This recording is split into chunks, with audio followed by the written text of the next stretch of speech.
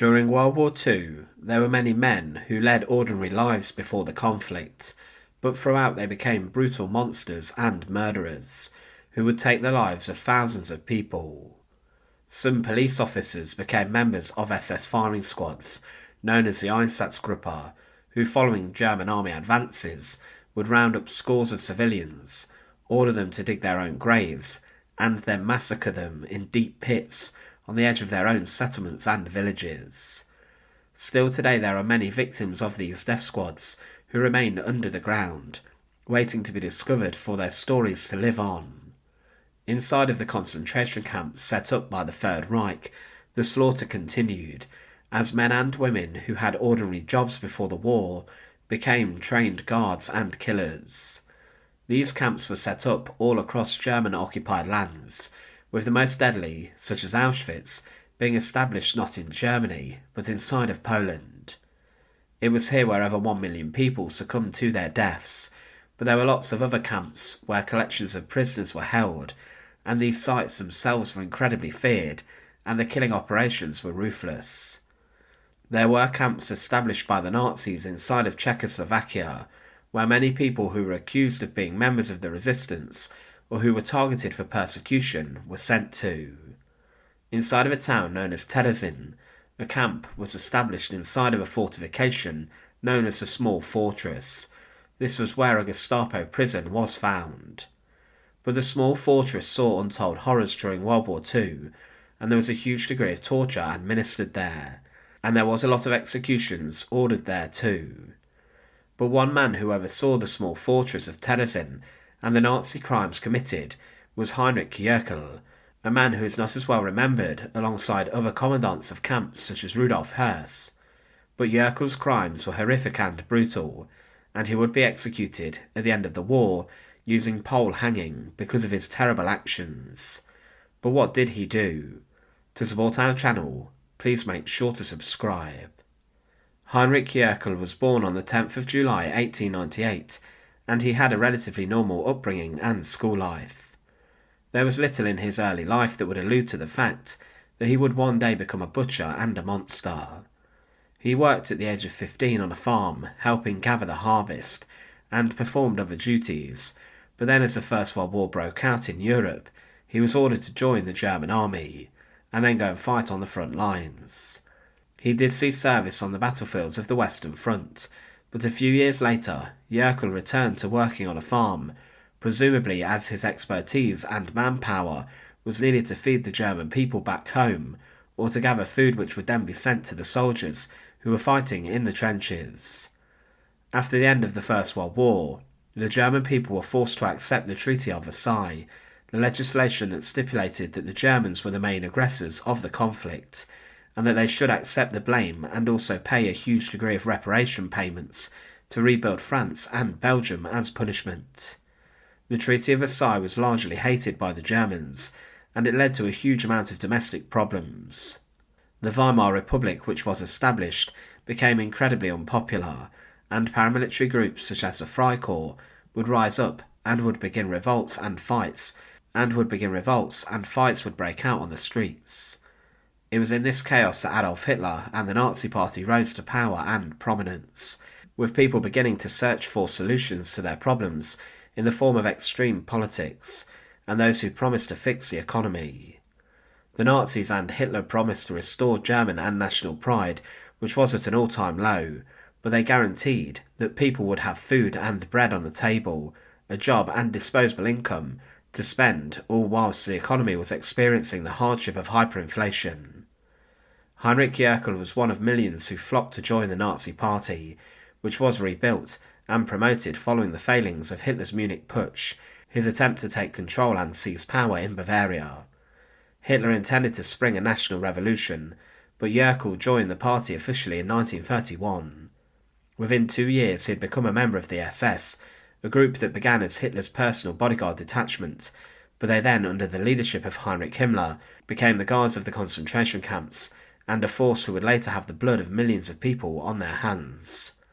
Heinrich Jöckel enjoyed life in the SS, and he was well thought of by Himmler and other leaders, and because of this he experienced a significant amount of promotion, rising to the rank of a Hauptsturmführer or captain in 1938. At some point he did go and work inside of the concentration camps and was most probably sent to Dachau, the first that had opened, to learn how to become an efficient guard who would instigate a reign of terror upon prisoners of the camp. He saw for the first time what life was like inside of the concentration camps, and would spend more of his time inside of the camps rather than the military. He was one of many SS men who were not necessarily involved in the Waffen-SS, the combat branch of the group, but more inside of the SSTV, the Totenkopfverbände, or the Death Heads unit, the guards of the concentration camps. Jöckel continued to work at a number of different sites. These were opened as the German army during World War II made gains, and quickly inside of occupied countries, these sites of ruthless incarceration were opened. For example, Sturzhof concentration camp opened the day after the Nazis sprung their invasion of Poland, and the gates of this place opened on the 2nd of September 1939, showing that the SS had a ruthless plan to open the camp even before tanks and troops had crossed the Polish border. But inside of Czech lands, Heinrich Jöckel would really make a notorious reputation for himself. Hitler had, before the Second World War, received the Czech lands known as the Sudetenland, and these were annexed into his Reich and Empire, but he wanted to control the whole of Czechoslovakia, and he would achieve this launching an invasion, and then a Nazi puppet state was established, which was named the Protectorate of Bohemia and Moravia. Czechoslovakia was considered by the Germans the armament factory of the Reich, because of the industry within the land, and later to keep the Czech people productive, men such as Reinhard Heydrich, who became known as the Butcher of Prague, was sent to the lands to instigate a reign of terror, keeping people in submission. But the Nazis established within the Protectorate a number of concentration camps, labour camps and prisons, where many civilians found themselves locked up and held. Members of the resistance, as well as those suspected of being part of it, were sent to these prisons and sites, and many lost their heads on a guillotine within these prisons. There were also those who were targeted for persecution who were locked up.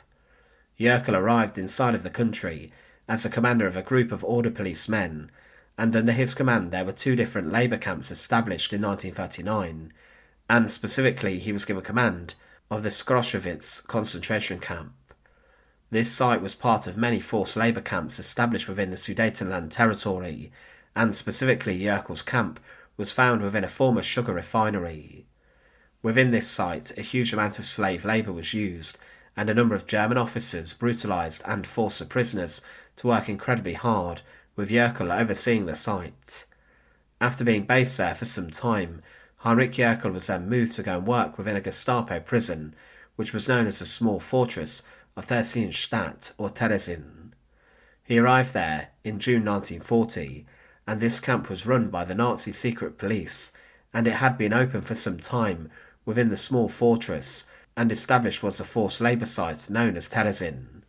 There was a lot of history within this complex, as it was actually where the man who shot Archduke Franz Ferdinand, Gavrilo Princip, died within the prison walls. Mostly held at Terezin were Czech prisoners, and the Nazis utilised the Small Fortress, along with many other places, because there were huge swathes of arrest of those who were being suspected of being involved in the Czech resistance. The Small Fortress became the largest prison inside the region, and the plan originally was for the political opponents of the Nazis to be locked up there, as well as some British prisoners of war, and those from other lands such as the Soviet Union. Throughout the time that the Gestapo operated the prison, 32,000 people, including 5,000 women, were locked up there. Executions were carried out too, with more than 250 prisoners being shot or hanged, and there were sometimes mass executions, and the final set saw 51 people being executed on the 2nd of May 1945. The living conditions at the site were truly awful, and as the war went on they got much worse. The prisoners were used in slave labour all around the region, and this continued until the end of the war. Through the starvation, torture and diseases, thousands were killed, and many would be sent to other sites to be slaughtered. Jöckel was made the commandant of the Small Fortress prison and concentration camp, and he oversaw the treatment of the inmates. Following the assassination of Reinhard Heydrich in Prague, the Small Fortress saw thousands of people being sent there, who were accused of being involved in the assassination of the Reich Protector. Thousands were sent to the camp, and this became very overcrowded. The small fortress was divided into different areas. The first courtyard was for male prisoners, and was used for roll call, which took place twice a day, and the inmates were divided by their nationality. Inside of a barrack building which was small, 90 prisoners were kept, and they slept on wooden plank beds, which were 3 stories high. Each barrack had only one toilet and one sink, and water was reused, meaning that disease spread very quickly and dysentery raged inside the camp. Inmates were forced to live under harsh conditions, and this included no light within the barracks, meaning the rooms were kept completely in the dark, and there was no heating, and in winter it was freezing. The second courtyard of Jöckel's camp was used for prisoner administration, and when new inmates arrived, it was where they were processed and then admitted into the camp. Here the inmates handed over all their belongings, and they were given old Czech uniforms to wear, but female prisoners were permitted to keep the clothes that they were wearing. Men were also shaved bald at the camp because of the lice infestation. But quickly under Heinrich Jöckel's command, the fortress became a terrifying sight. Many who had escaped the nearby ghetto were sent there for torture and punishment, but most were murdered at the camp. There were certain cells for prisoners which had no toilet or fresh air inside of them, and prisoners were regularly forced to witness and watch the executions of others every single day. One of the barracks was so large that 600 people were locked up inside, and they all had to sleep on the floor, but each month typhus was killing dozens because of the poor sanitation and the terrible cleanliness. Specifically as the commandant of the small fortress, Jöckel oversaw the torture, execution and punishment of prisoners, and introduced by him were 20 solitary confinement cells where torture occurred at the hands of other Gestapo guards. There was a small medical facility set up, but large amounts of the prisoner population were excluded from receiving treatment due to their nationality, and one of the most brutal parts of the site was the execution courtyard. Leading to this was the Gate of Death, which would be opened when prisoners were marched into the firing range. It was mostly through gunshot that prisoners were executed here, being murdered by Jöckel's firing squads, and he personally witnessed many of the proceedings. There was also a gallows set up within the site for hangings. He was selective with the work he handed out to specific prisoners, with certain inmates receiving the hardest and most difficult tasks, and many were exterminated through labour because of the work they were driven to do, with little food or supplies to sustain them. Heinrich Jöckel, being an ardent Nazi, remained at the camp until the end of the Second World War.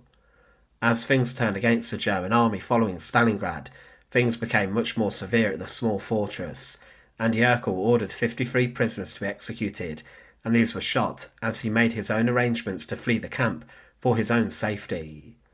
3 days before the Red Army overran the camp and town of Terezin, Jöckel had ran off, and he was someone who was being hunted by the authorities.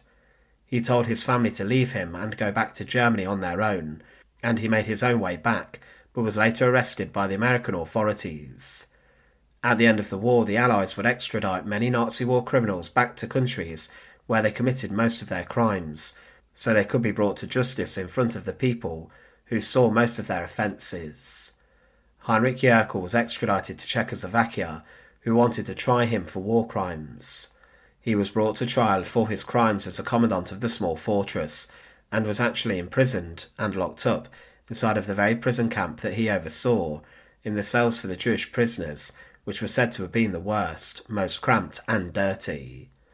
Also arrested and imprisoned alongside him were Jöckel's wife and his eldest daughter, who were deemed to have been complicit in his crimes, and within the town of Litoměřice, Jöckel was brought to trial. The courtroom heard of his actions and crimes, and it did not take long before Heinrich Jöckel was sentenced to death for his actions. It was also not long before his execution took place, after the death sentence was given out. Near to the camp that Jöckel oversaw, there was an execution post which was found. Jöckel would be executed using the Czech pole hanging method. This was used instead of a gallows, and pole hanging was said by some executioners to have been much more efficient and quicker than using a crossbeam gallows with a trapdoor. They claim that death occurred within 1 minute, when it was carried out successfully. Pole hanging as a method was known as the Austrian gallows, and it was utilised heavily in Czechoslovakia. This did have a number of steps. Firstly, the condemned was taken up to the execution post or pillar, which was 3 metres high, and they were helped up onto the pole. A rope was attached around the condemned person's feet, and it was led through a pulley system at the bottom of the pole. The condemned was then hoisted to the top of the pole, and a chest sling held the condemned on the post, which was passed under their armpits. The noose was then secured around the prisoner's neck, and it was secured to a hook at the top of the pole. The chest sling would then be released, and the prisoner then jerked downwards, and the assistant executioner guided the fall through the use of a foot rope, and the executioner stood behind the condemned and placed the heel of his hand beneath the jaw of the prisoner in an attempt to increase the force on the neck of the condemned, and they would attempt to manually dislocate the neck. This was the fate that Heinrich Jöckel faced, and he was led up to the execution post on the 26th of October 1946. He was helped up onto it, and a large audience had gathered to witness the execution of the former commandant of the Terezin Small Fortress. Many of these people had loved ones who suffered at Jöckel's camp, and the executioner and his assistant then worked together to bring the life of the commandant to an end. They passed the ropes through a system of pulleys and secured the chest sling around his middle. The noose was then passed around his neck, and final checks were made to ensure that the execution would be successful. Once this was confirmed, Jöckel was sent on the short drop, and the executioner stood behind him and tried to dislocate his neck. He was on the execution post for a matter of minutes, as the drop was successful, and it was very quick. The pole hanging of Heinrich Jöckel was very successful, and his remains were then cut down from the post, and he was placed inside of a coffin once death had been confirmed.